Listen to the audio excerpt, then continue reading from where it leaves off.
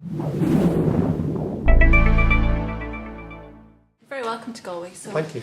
why are you in Galway this evening? I'm giving a talk tonight in about an hour in NUI Galway to the students about the economy and what we're going to do and how we're going to get out of this mess, and why certain people who seem to be in power, well, tangentially in power, don't seem to me to know what they're doing. So it's going to be a talk about where we are and how the hell we can get out, and why this present government can't get us out. Okay, so the present government is really Old Testament. We're going into the New Testament. Hopefully, or even a whole new religion, actually. Yeah. Well, who knows? That's Yeah. where we're heading.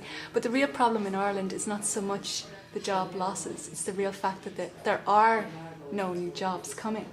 So in this case, what would be your sort of Well, the first thing is, suggestions? you're absolutely right. The reason there's no jobs coming is because we're caught in what economists call a liquidity trap. This is very, very simple. Let's say, for example, prices are falling now. People are losing their jobs. So I'm getting scared to spend. Then you get scared to spend. Fear Then you spreads. get scared to spend. And then it spreads. It's very contagious. So you have to stop that. And the first way you break that is you put money back into the economy. And the first way you do that, in Ireland, in very practical ways, you let the banks go bust. Right? Because the more money we put back into the banks, the less is going to come out of them. This is the great myth of now.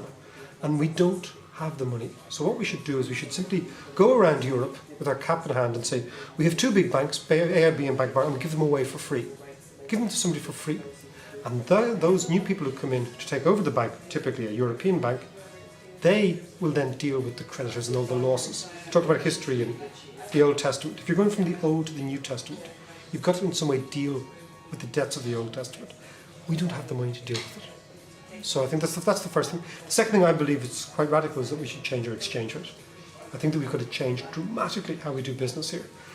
I find it inconceivable how we're going to actually become competitive over the course of the next 5 or 6 years with the euro as our exchange rate, because we're just too expensive. So these are two things you could do straight away, which would change thinking dramatically. Okay, so there's talk of knowledge economy. How realistic is a knowledge economy? Well, it's a sort of a buzzword. I mean, the world has always had a knowledge economy. You know, a good carpenter is a knowledge economy. I think what there is there's a tyranny of men in white coats, you know, of science. And we've got to in some way emulate, let's say, Silicon Valley. But you can have knowledge in a variety of different ways. You know, a good fisherman in Ireland, off the coast of Ireland, has the knowledge. So the knowledge economy is a buzzword. What really we should be doing, I think, is just seeing what are we good at in this country. And I've always felt myself that, you know, particularly going to talk to students, what I always remember when I was a student is, and even in school, everyone says, this is what you should do, David, this is what you ought to do. This is, you know, they always said to me I should be a lawyer, which is ridiculous because I'm the least diplomatic and legalistic man in the world. But that's the idea. And I think what happens as you get a wee bit older is you realise that you should do what you love. Because only by doing what you love is you do something you're good at. It's a very strange thing. It seems so illogical that you do what you're good at, but the reason you're good at it is you love what you're doing. But so many younger people are told, well, this is what you should do. Because you know the mammy always wants you to be a doctor or a lawyer. And why do Irish mammies want us all to be professionals? Rather than security. Yeah. Security never created anything. We've got to take risks. We've got to move from a security-obsessed economy, or society, not even economy, to a risk-based society. And it starts at home, in the kitchen table, where your mammy doesn't want you to be a school teacher or a doctor or a lawyer or a civil servant. Imagine the Irish mammies who said, go and set up a company, join a band, what are you into, go for it. Mm-hmm. That's the society we need to create. So it's deep, but we can do it. Well, I certainly look forward to that.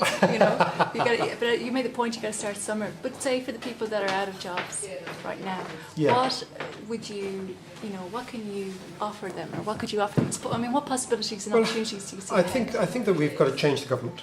I think that's absolutely crucial, right?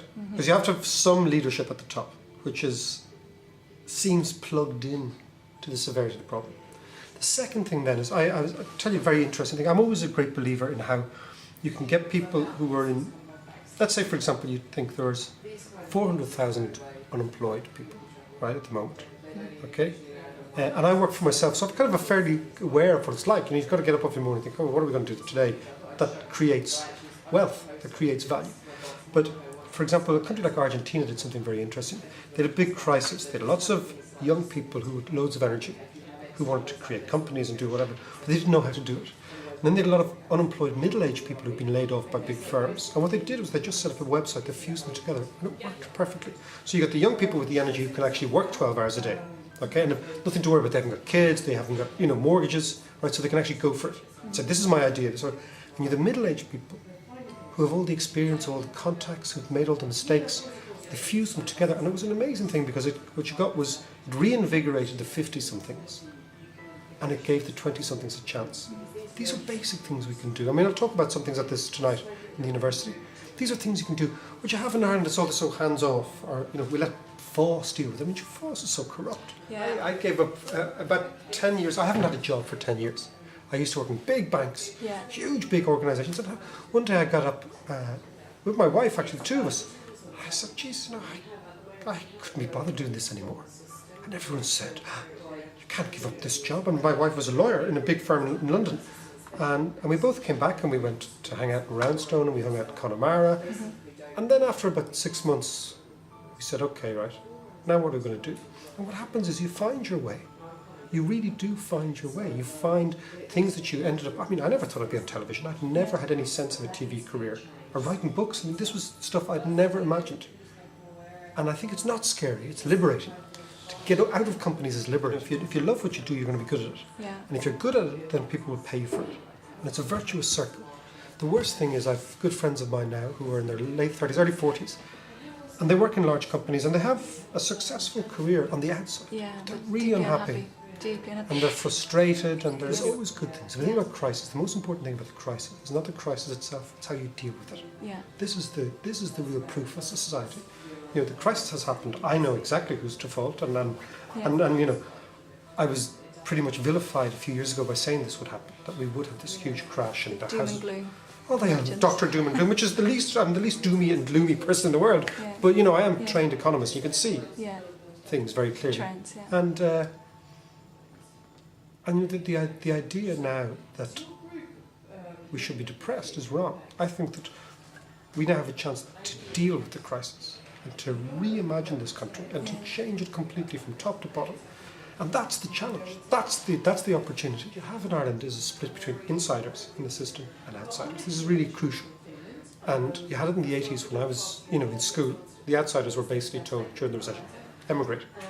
Basically, feck off, go off to England or America, right? The insiders got stronger. Had it in the 50s as well, in my parents' generation. Massive emigration, particularly from around Galway, right? The outsiders were told, off you go. De Valera was talking about the Great Ireland and this, that and the other, and the big enemy was Britain. The vast majority of Irish people were getting jobs in Britain. Living in London, living in Birmingham, living in Liverpool. So what happens in Ireland is it's always splits between insiders and outsiders in a crisis. Things like technology allow the outsiders to come back into the game. And this, I think, is the big change.